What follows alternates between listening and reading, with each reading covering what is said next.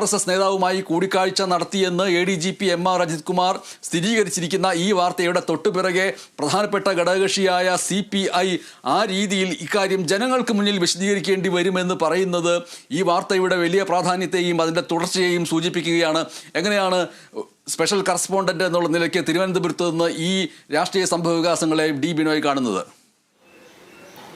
തീർച്ചയായും ഇതൊരു വലിയ രാഷ്ട്രീയ പ്രതിസന്ധിയിലേക്ക് CPM-നെ കൂട്ടിക്കൊണ്ടുപോകുമെന്നുള്ള കാര്യത്തിൽ ഒരു വ്യത്യാസവുമില്ല. കാരണം ഇതിനകത്ത് നമ്മൾ മനസ്സിലാക്കേണ്ട കാര്യം തുടക്കം മുതൽ തന്നെ ADGPക്ക് RSS-ഉമായും BJP-ക്കുമായി ചില ബന്ധങ്ങളുണ്ട് എന്ന തരത്തിൽ PV അൻവറും തൊട്ടു പിന്നാലെ വ്യക്തമായ രേഖകൾ നിരത്തിക്കൊണ്ട് അല്ലെങ്കിൽ വ്യക്തമായ കാര്യങ്ങൾ നിരത്തിക്കൊണ്ട് പ്രതിപക്ഷ നേതാവും തുറന്നടിച്ചതോടുകൂടി തന്നെ ഇതിൻ്റെ പ്രശ്നങ്ങൾ അല്ലെങ്കിൽ പ്രശ്നങ്ങളുടെ വ്യാപ്തി വളരെ വലുതാണെന്ന് നമുക്ക് മനസ്സിലാക്കുന്നു. കാരണം PV അൻവറിൻ്റെ തുറന്നു പറച്ചിലുകൾ ബ്രാഞ്ച് സമ്മേളനങ്ങൾ തന്നെ വലിയ ചർച്ചയായി മാറിക്കൊണ്ടിരിക്കുന്ന ഒരു സാഹചര്യമാണ് നിലവിലുള്ളത്. അതിന് തൊട്ടു പിന്നാലെയാണ് അദ്ദേഹം തൻ്റെ സ്വകാര്യ വാഹനത്തിൽ തൃശ്ശൂരിലെ പാറമേക്കാവിൻ്റെ ആയി ബന്ധപ്പെട്ട ഒരു സ്ഥലത്ത് വെച്ച് അതായത് BJPയുടേതല്ല RSS-ൻ്റെ ഉന്നത നേതാക്കന്മാരിൽ ഒരാളായ ദത്താത്രേയ ഹൊസഗലയുമായി നടത്തിയ കൂടിക്കാഴ്ച അതൊരു സ്വകാര്യ സന്ദർശനം മാത്രമാണ്. ചില സ്വകാര്യ വിഷയങ്ങൾ സംസാരിക്കാനാണ് പോയതെങ്കിൽ പോലും സംസ്ഥാനത്തിൻ്റെ ക്രമസമാധാനത്തിൻ്റെ ചുമതലയുള്ള ഒരു ADGP ഇത്തരത്തിൽ സംസ്ഥാനത്തെ എപ്പോഴും ഒരു തരത്തിൽ മറ്റൊരു തരത്തിൽ വിവിധ കേന്ദ്ര ഏജൻസികളെ കൊണ്ട് അന്വേഷിപ്പിച്ച മുൾമുനയിൽ നിർത്തുന്ന ഒരു സമയത്ത് ഒരു സാഹചര്യത്തിൽ ഇത്തരത്തിലൊരു കൂടിക്കാഴ്ച എന്തിനായിരുന്നു എന്നുള്ളൊരു ചോദ്യത്തിന് വ്യക്തമായ മറുപടി സംസ്ഥാനത്ത് പല സ്ഥലങ്ങളിലായി പല മേഖലകളിലായി CPM-ന് പറയേണ്ടി വരും എന്നുള്ളത് ഉറപ്പായി കഴിഞ്ഞിരിക്കുന്നു. കാരണം ഇത് നേരത്തെ തന്നെ തുടക്കത്തിൽ തന്നെ അവിടെ സ്ഥാനാർത്ഥിയായി മത്സരിച്ച് തോറ്റ LDF-ൻ്റെ അല്ലെങ്കിൽ CPI-യുടെ സുനിൽകുമാർ തന്നെ പറഞ്ഞിരുന്നു ഈ പൂരം കലക്കിയതിന് പിന്നിൽ ചില ഉദ്യോഗസ്ഥന്മാരുണ്ട്, അതിന് പിന്നിൽ ചില രാഷ്ട്രീയ ലക്ഷ്യങ്ങളുണ്ടായിരുന്നു.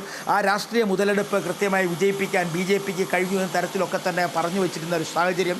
അതിന് തൊട്ടു പിന്നാലെ ഈ അവിടെ പരാജയപ്പെട്ടു പോയ മറ്റൊരു പാർട്ടിയുടെ കോൺഗ്രസിൻ്റെ സംസ്ഥാനത്തെ പ്രതിപക്ഷ നേതാവ് പറഞ്ഞു വെക്കുന്ന മറ്റൊരു കാര്യം, മറ്റൊരു രാഷ്ട്രീയം, അത്തരത്തിൽ വിവിധ തരത്തിൽ ADGPയും RSS-ഉമായുള്ള ഒരു ബന്ധം അതിനെ കൂട്ടി വായിച്ച് കൊണ്ടു നിർത്തുന്നത് CPM-ലേക്ക് കൊണ്ട് നിർത്തുന്നു. ഇത്തരത്തിൽ വലിയ തരത്തിലുള്ള ആരോപണങ്ങൾ നിലനിൽക്കുന്ന സാഹചര്യത്തിലാണ് ഇപ്പോൾ അദ്ദേഹത്തിൻ്റെ കൂടിക്കാഴ്ചയെ സാധൂകരിച്ചുകൊണ്ട് അല്ലെങ്കിൽ അത്തരത്തിലൊരു കൂടിക്കാഴ്ച നടന്നു എന്ന് തന്നെ ഒരു തുറന്നു പറച്ചിലിന് ADGP തയ്യാറാവുന്നു.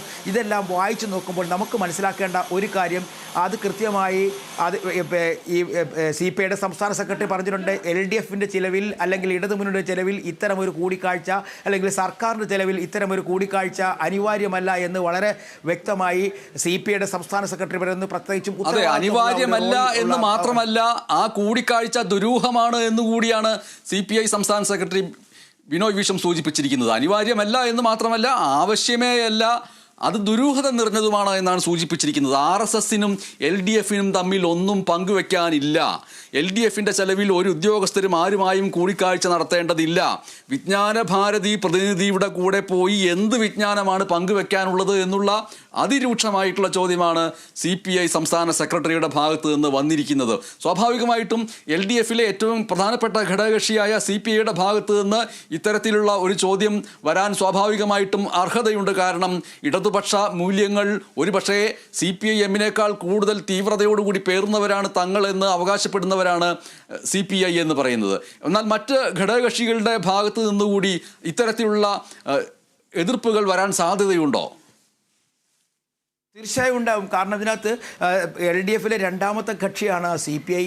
മാത്രവുമല്ല പലപ്പോഴായി മറ്റു ഘടകകക്ഷികൾക്കും ഇത്തരം ഒരു വിയോജിപ്പ്, അതായത് ഈ കേന്ദ്ര ഏജൻസികളുടെ അന്വേഷണം നടക്കുന്ന സമയത്തൊക്കെ തന്നെ ED-യുടേതായാലും അതുപോലെ തന്നെ CBI-യുടേതായാലും ഒക്കെ പലതരത്തിൽ ചില കുടുംബങ്ങളിലേക്ക് മുഖ്യമന്ത്രിയുടെ മകളുടെ നേർക്കൊക്കെ അന്വേഷണം ഉയർന്നു വന്ന സാഹചര്യത്തിലൊക്കെ തന്നെ പലപ്പോഴും പല ഘട്ടങ്ങളിലായി അത് നിലച്ചു പോവുകയും വളരെ മന്ദഗതിയിലാവുകയൊക്കെ ചെയ്യുന്നൊരു സാഹചര്യമുണ്ട്. ആ സമയത്തൊക്കെ തന്നെ ഘടകകക്ഷി നിന്നും പലപ്പോഴും ഉയർന്നു വന്ന ഒരു സംശയം ഇതുതന്നെയായിരുന്നു. ഇത്തരത്തിൽ CPM-ന് BJP-യുമായോ അല്ലെങ്കിൽ BJP നേതാക്കളുമായിട്ടോ എന്തെങ്കിലും തരത്തിലുള്ള ഒരു അവിശുദ്ധ കൂട്ടുകെട്ടുണ്ടോ? അത്തരത്തിലൊരു കൂട്ടുകെട്ടായിരിക്കാം പലപ്പോഴും പല അന്വേഷണങ്ങളും പകുതി വഴിയിൽ മന്ദഗതിയിലാകുന്നത് എന്നൊരു സംശയം പോലും LDF-ൻ്റെ യോഗങ്ങൾ പലപ്പോഴും ഉയർന്നു വന്നിട്ടുണ്ട്. ഒപ്പം അതിനകത്ത് നമ്മൾ കൂട്ടി വായിക്കേണ്ട മറ്റൊരു കാര്യം കൂടിയുണ്ട്. ഇതെല്ലാം ഓരോ ഘട്ടങ്ങളിലും കൃത്യമായി ഇത്തരം കൂടിക്കാഴ്ചകൾ നടന്നതിന് മുമ്പൊക്കെ തന്നെ ഈ കേന്ദ്ര അന്വേഷണ ഏജൻസികൾ സംസ്ഥാനത്തേക്ക് വരുമ്പോൾ ഒന്നും നടക്കില്ല, ആ അന്വേഷണം പകുതി വഴിയിൽ നിലയ്ക്കും അല്ലെങ്കിൽ നിശ്ചലമാകും എന്നൊക്കെ പറഞ്ഞു വെക്കുവാൻ അന്ന് കോൺഗ്രസ് നേതാക്കന്മാരും പ്രതിപക്ഷ നേതാവും ഒക്കെ കൃത്യമായി പറഞ്ഞിരുന്നു. അവർ പറഞ്ഞു വന്ന സ്ഥലത്തേക്ക് ഈ കൂടിക്കാഴ്ചയുടെ അവസാനം എത്തിച്ചേരുന്നു എന്നുള്ളതാണ് അതിൽ ശ്രദ്ധേയമായ കാര്യം. അതുകൊണ്ട് തന്നെയാണ് ബിനോയ് വിശ്വം വളരെ കൃത്യമായ ഭാഷയിൽ പറയുന്നത് ഒരിക്കലും ആവശ്യമില്ലാത്ത അനാവശ്യമായൊരു കൂടിക്കാഴ്ച. കാരണം കേരളത്തിൻ്റെ ക്രമസമാധാന പാലനത്തിൻ്റെ മുൻനിരയിൽ നിൽക്കുന്ന ഒരു ADGP RSS നേതാവുമായി കൂടിക്കാഴ്ച നടത്തേണ്ട ഒരു സാഹചര്യം സംസ്ഥാനത്തില്ല.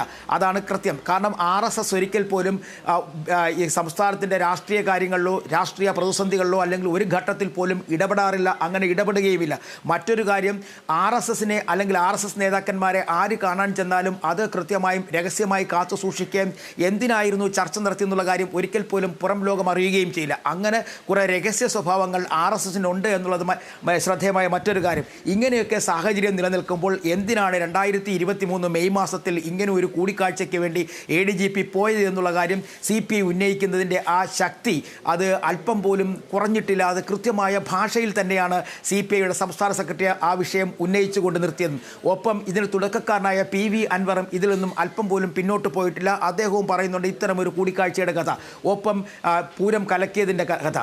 ആ അൻവറിൻ്റെ തുറന്ന് പറഞ്ഞതിന് തൊട്ട് പിന്നാലെ അവിടുത്തെ ഇടതുപക്ഷ സ്ഥാനാർത്ഥിയായ VS സുനിൽകുമാർ തന്നെ തുറന്ന് അടിച്ചു. ഈ പൂരം കലക്കിയതിന് പിന്നിൽ അന്ന് എന്തുകൊണ്ട് ഇത്രയും വിഷയങ്ങളും പ്രതിസന്ധിയും ഉണ്ടായിരുന്ന സമയത്ത് അന്നത്തെ സിറ്റി പോലീസ് കമ്മീഷണറെ വിലക്കുവാനോ പ്രതിസന്ധികൾ എന്താണെന്ന് ചോദിച്ചറിയുവാനോ അവിടെ ഉണ്ടായിരുന്ന ADGP തയ്യാറായില്ല എന്ന് പറഞ്ഞു. അപ്പോൾ ഇതെല്ലാം